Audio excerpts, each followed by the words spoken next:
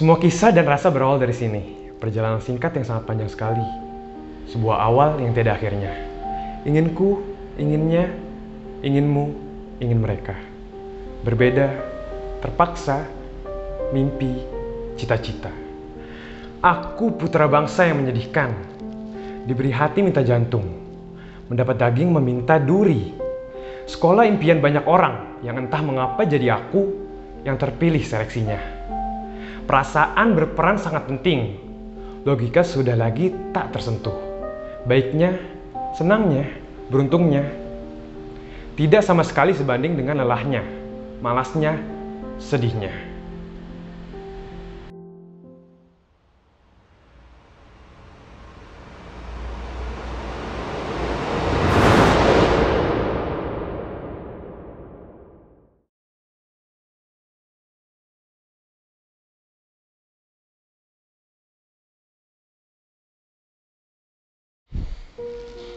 Suasana dan lingkungan baru, teman baru, pandanganku juga menjadi baru.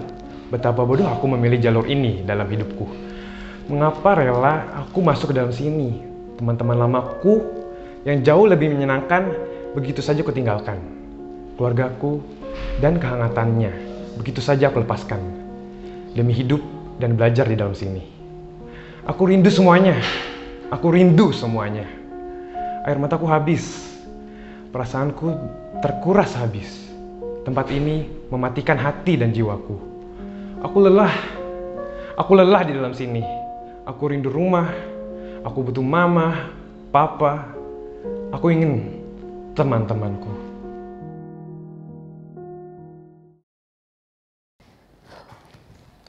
Saya Syifa, saya ingin pindah.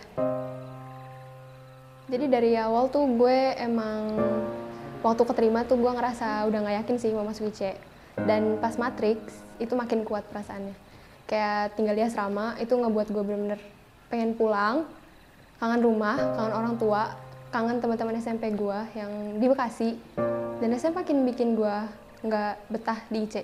Gue gak suka di asrama karena waktu itu gue kaget banget. Pertama, gue sekamar sama 3 orang baru yang sama sekali gue gak kenal.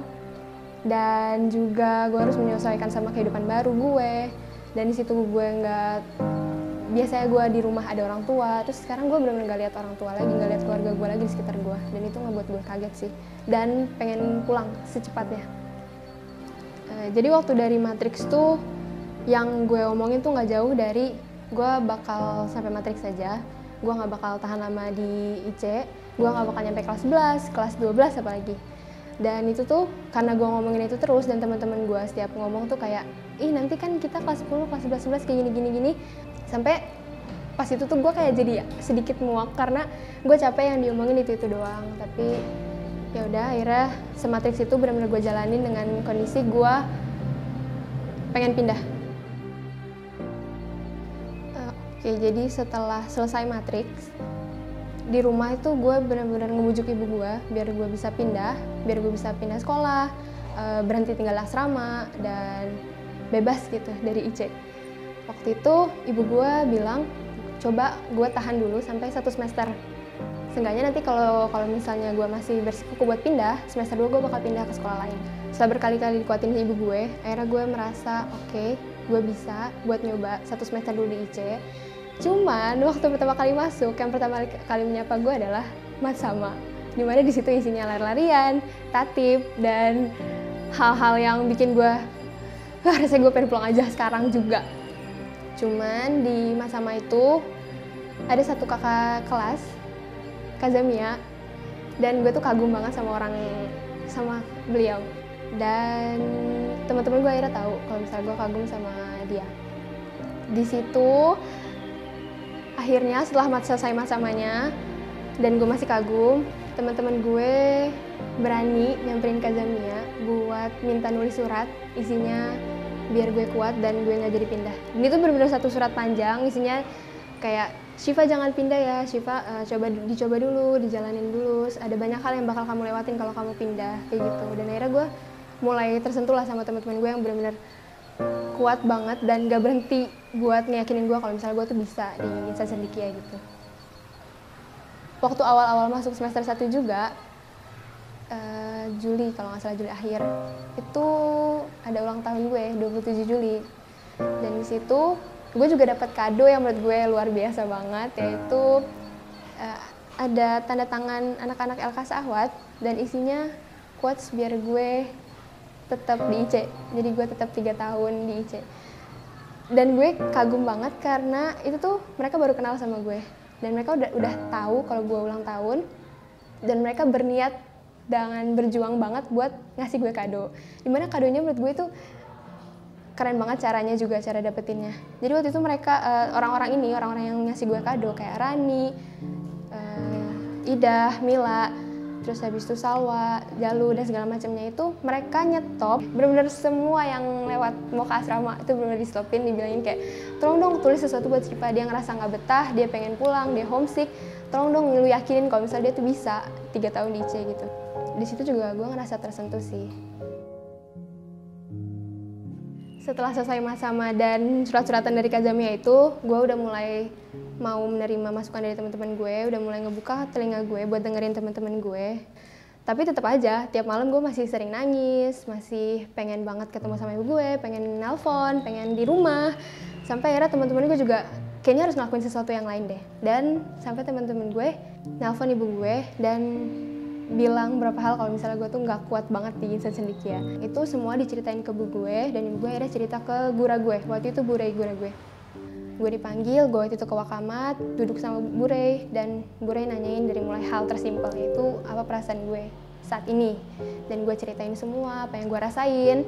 Sampai setelah selesai gue cerita, Bu Rey bilang, ibu gue udah ngelakuin banyak hal buat gue kuat di sini, dan nggak ada salahnya ngebalas ibu gue itu dengan ngerelain masa muda gue. Karena nanti suatu saat pasti bakal ada balasannya. Beliau bilang gitu. Di sisi lain, gue bukan cuma dikuatin dari keluarga gue, bukan cuma Bu Rey juga, bukan cuma guru-guru di sini juga, tapi teman-teman angkatan gue, LKSA. Dari mulai teman kamar sampai teman-teman yang lintas kamar juga banyak. Bener-bener kayak belajar bareng, ngajarin gue, terus bagi-bagi makanan biar nggak tidur, dan itu ngebuat gue ngerasa ada sesuatu yang baru yang belum pernah gue rasain, yaitu kebersamaan sama LKSA. Waktu semester 1, akhirnya ibu gue tuh janji buat ngejenguk gue tiap minggu biar gue ngerasa tetap dekat sama keluarga gue. Dan biasalah setiap minggu bawa makanan. Dan saat gue masuk asrama, langsung diserbu gitu. Makanan gue pasti langsung habis. Dan di situ serunya sambil makan, sambil cerita-cerita, sambil ngobrol-ngobrol, dan ya udah gue jadi ngerasa itu wow, gue nggak pernah ngerasa kayak gini sebelumnya. Setelah semua yang udah gue laluin sama anak-anak LKS Ahwat dan LKS Ihwan, LKS lah intinya, gue sangat berterima kasih buat teman kamar gue sebutin aja Ida, Mila, Rani, terus ada Ausa, Aura, dan Jalu, semuanya yang udah berperan penting sampai gue bisa lulus dan jadi alumni Insan Cendekia. Makasih banget, lu semua sangat-sangat berharga buat gue. Jadi intinya, terima kasih udah bikin betah karena keseruan dan kebaikannya. Masalah awalku tidak sesederhana itu. Aku butuh pelukan menenangkan. Kepelikanku bisa diredam dengan pelukanmu. Pandang tentang duniaku terlalu sempit. Entah mataku yang tidak bisa melihat luasnya, entah dunia menutup diri dariku. Memang hitam diciptakan bersama putih, timur bersama barat. Dan seharusnya hitam dan timur tidak perlu membenci putih dan barat. Perbedaan bukan untuk memisahkan, tetapi untuk saling melengkapi. Di sini tidak. Mereka sempit. Aku terlalu sempit. Gaya bicara lo tuh aneh. Jadi di sini gue mau cerita tentang kesan pertama gue ketika gue di IC. Gue sangat nervous yang pertama karena gue nggak pernah ke kota gede kayak Jakarta misalnya. Gue ke Surabaya aja kadang kaget gitu kan. Terus apalagi gue mikirnya kayak Jakarta itu orang-orangnya ya gitu deh, kayak ya seperti yang terlihat kasar, maksudnya kayak kasar, terus kayak keras gitu kan ya. Kalau kita lihat kehidupan, kalau gue lihat di TV gitu ya, kelihatan di Jakarta itu kayak keras gitu. Pas ketika pertama kali gue ke IC, pas matriks itu gue gak kenal siapa-siapa, terus gue sendirian. Habis itu gue datangnya telat pula. Nah dari situ gue nggak ketemu siapa-siapa dan bener-bener gak kenal siapa-siapa. Terus tiba-tiba langsung masuk ke kamar kan. Nah pas masuk ke kamar itu alhamdulillahnya gue ketemu sama teman-teman Doni, terus Ausa, Aura, Shakira gitu. Nah yang pas itu waktu itu tuh kita tuh lagi bersih-bersih. Nah pas bersih-bersih kamar, terus udah lama, terus tiba-tiba kita dengar suara azan. Waktu itu si Doni ngajakin kayak, ayo yuk kita ke masjid gitu kan. Terus habis itu yaudah akhirnya yang ke masjid, tapi cuma gue sama Doni doang, soalnya yang lain pada sibuk gitu. Pas mau OTW ke masjid, itu di jalan gue ngobrol-ngobrol sih sama Doni gitu kan. Terus habis itu pas di tengah-tengah ngobrol, gue lihat tuh merhatiin Doni dari ujung kepala sampai ujung kaki, bener-bener kayak tertutup banget gitu. Dan dia tuh pakai manset, terus pakai kaos kaki juga gitu kan. Nah terus pas di tengah obrolan, gue langsung aja nyelip nanya ke Doni gini, Don kenapa sih, Ran dulu namanya Rani, Ran Ran itu kenapa kok pakai kaos kaki gitu kan, padahal kan cuma asrama sama masjid kan deket gitu kan. Terus habis itu kata dia ngejelasin lah, intinya pokoknya seinget gue ya, dia tuh ngejelasin kalau misalnya batasan-batasan cewek, aurat-auratnya cewek, si kaki itu kan auratnya si cewek, berarti kita sebisa mungkin harus nutupin aurat itu gitu kan. Nah terus habis itu ya udah pas Doni ngomong nasehatin gue. Nah itu kayak gue berpikir gitu loh dari dalam diri gue sendiri gitu, kayak gue tenggelam dengan pikiran gue sendiri gitu, kayak ya Allah Doni hebat ya gitu loh, kayak ya Allah gue membandingkan diri gue sama Doni gitu, kayak Doni tertutup pakaiannya mulai dari atas ke bawah gitu, sedangkan gue tuh kayak masih yang jamet gitulah intinya. Pas balik ke asrama terus mau maghriban lagi, di situ gue udah mulai pakai kaos kaki sih, kayak ya gue belajar menjadi lebih baik lah intinya dari situ.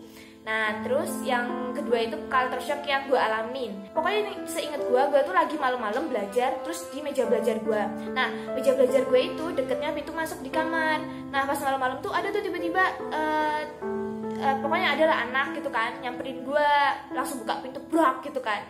Terus kayak gue tanya kenapa gitu kan, terus dia kayak hai gitu, terus kayak gue kayak oh ya udah gitu kan, mungkin dia mau main doang gitu kan. Nah terus pokoknya tuh intinya pas lagi hening tiba-tiba dia ngomong ke gue gitu, gue nggak suka deh cara bicara lu gini-gini medok gitu kan, terus gini-gini gue nggak suka orang Jawa gini-gini gitu, terus gaya bicara lu tuh aneh gini gitu. Nah terus gue tuh kayak langsung deg gitu loh, kayak speechless gitu loh, kayak apa ya, oh masih ada ya ternyata orang rasis gitu kan. Maksudnya gue langsung mikirnya tuh kayak rasis gitu loh, kayak terus gue juga mikir kayak apa salah ya gue tuh medok gitu, kayak apa salah ya gue orang Jawa gitu. Oh terus tapi gue dalam hati juga mikir mungkin dia tuh baru pertama kali ketemu orang Jawa gitu kan, orang Jawa yang kayak gue gitu kan. Nah terus gue kayak yaudahlah gue gak ambil pusing. Tapi ketika orang ngomong kayak gitu ke gue, itu kayak dampaknya ke gue itu kayak gue tuh jadi insecure gitu tuh, kayak mau ngomong Jawa tapi nanti kayak gimana ya, kayak dikira nanti kayak gini gitu kan. Gue pernah mikir gini, ya Allah gue kayak nggak pantas deh di sini gitu, ini tuh bukan kehidupan gue gitu, kayak sumpah gue pernah mikir kayak gitu kayak bukan kehidupan gue nggak bisa secara langsung merubah cara dan kebiasaan gue gitu. Tapi orang-orang di sini tuh menuntut gue untuk gue harus bisa gitu, lo hidup di sini jadi lo harus ikutin kayak gaya dan kebiasaan di sini gitu. Nah gue tuh kayak kurang setuju lah dengan pemikiran seperti itu gitu kan. Maksudnya kalau misalnya pun kamu nggak suka dengan ada bicaraku atau nggak kayak gitu deh, sebaiknya tuh ngomong baik-baik gitu kan, kayak coba dong kamu gimana gitu kan, nggak langsung kayak gue nggak suka di gaya bicara lu medok gini gitu. Awalnya kan gue mikir banget ke kata-kata orang itu tuh. Terus habis itu titik baliknya gue itu kayak udahlah bodo amat gitu, itu ketika gue cerita ke Budini itu guru asuh ya kan. Nah pas waktu kayak kita kumpul gura itu kan, gue cerita ke Budini gini, kayak kok orang-orang di sini gini ya Bu, terus maksudnya menilai saya itu kayak gini kayak bla bla bla bla bla bla gitu kan. Gue ceritain ke Budini kayak bla bla bla bla nya. Habis itu si Budi ini bilang ini pokoknya intinya tuh nggak usah peduliin gitu kan. Ada juga yang bilang kalau misalnya tuh gue tuh ngomongnya tuh kenceng terus kayak suka kayak gini-gini tuh karena gue tuh centil gitu loh, kayak caper lah intinya, cari perhatian gitu kan. Terus habis itu ya gue ceritain itu ke Budini, terus Budini juga ngomong sama gue gini kayak sebenarnya ibu dulu pas awal-awal sama kamu tuh ibu juga mikir kayak gitu loh, kamu ngomongnya kenceng terus kamu sama lawan jenis tuh gampang akrab gini gitu kan. Ibu tuh dulu mikir kamu itu juga centil, caper gitu. Tapi setelah ibu perhatikan, setelah ibu beberapa bulan sama kamu tuh juga cerita sama ibu ngerti, oh ternyata tuh emang sifat kamu seperti itu gitu. Dan itu kayak kalau emang udah sifat susah buat ngerubahnya gitu. Ya udah kamu nggak usah mikirin omongan orang lain, kamu jadi diri kamu sendiri aja sambil kamu memperbaiki diri kamu sendiri gitu kan. Nah yaudah tuh dari situ titik baliknya gue kayak merasa yaudahlah gue bodo amat sama apa yang orang lain omongin, terserah dia mau ngatain gue centil, mau ngatain gue caper, mau ngatain gue terserah gitu kan. Yang penting gue niatnya nggak seperti itu gitu kan. Ya udah. Ternyata tidak melulu tentang perasaan dan hati. Otakku juga mulai menolaknya. Siapa yang telah mencuri pikiranku? Siapa yang mengambil keilmuanku? Otak dan hati sudah mulai kompak. Keduanya mulai menolak. Untuk apa mempertahankan apa yang sudah aku tolak? Siapa yang bisa mempertahankan apa yang sudah aku benci? Ku lari, ku pergi. Siapa pula yang peduli? Aku telah dicurangi. Saya yang bodoh atau mereka yang bodohi saya? Ya jadi ini kita tarik dulu ke zaman SMP gue ya. Gue merasa SMP gue tuh kayak gampang banget gue mendapatkan apa-apa gitu. Gue gak usah belajar, gue udah bisa ranking. Organisasi juga gue gampang aja gitu, gue bisa milih gue mau jadi apa. Terus guru-guru juga mengandalkan gue, teman-teman juga senang lah dengan keberadaan gue gitu. Nah sampai terus gue lulus, gue tes di IC, alhamdulillah gue salah satu yang diterima dari 10 orang nih yang dari SMP gue yang tes di IC. Nah di situ terus matriks kan, gue kaget, kok pelajarannya kayak nggak ada yang masuk buat gue, otak gue nggak nyampe gitu buat kesana. Ya udah, jalan kelas 10, gue belajar kayak biasanya.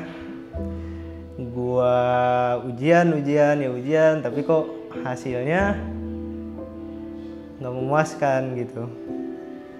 Terus gue remet, ya kata orang-orang sih ya udah di IC biasa aja remet gitu. Ya sampai puncaknya itu di akhir kelas 10 semester 2 pas penerimaan rapot. Gue dapat ranking terakhir tuh di kelas gue. Gue nggak nyangka juga kan. Di situ gue mulai ngerasa kayak mungkin akademik emang udah bukan bidang gue lagi. Dan menurut gue IC terlalu fokus ke sana dan kurang mengapresiasi bidang yang lainnya. Nah, akhirnya gue merasa mungkin tempat gue bukan di sini. Tapi orang tua gue tetap meminta gue bertahan gitu. Kayak orang tua gue masih percaya gue masih bisa bertahan di sini.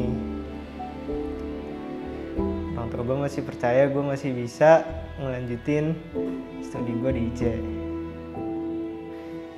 Selain itu juga ada ini guru pertama yang gue temuin di IC, guru yang jagain pas gue tes IC juga, yang jadi guru gue juga itu Pak Japar.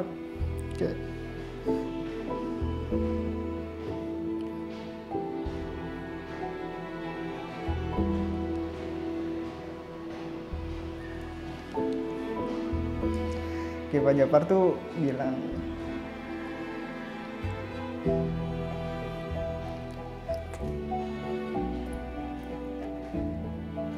gak apa-apa gitu, lanjutin aja dulu di sini.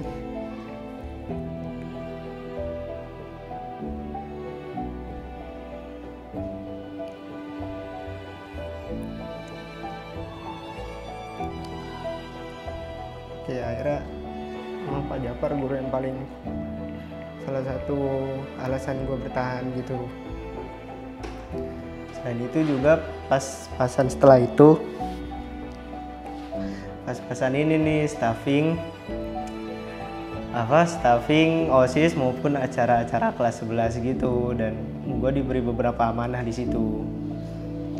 Ya, akhirnya gue merasa ada lah yang bisa gue berikan, ada yang bisa gue lakukan di sini. Nah, tapi dari situ mindset gue udah mulai berubah, kayak akademik itu bukan segala-galanya ya kan kata orang. Di kelas 11 gue explore aja diri gue. Gue belajar ya tetap belajar, walaupun remet-remet terus ya udah gitu, ya udah banget sama akademik gue.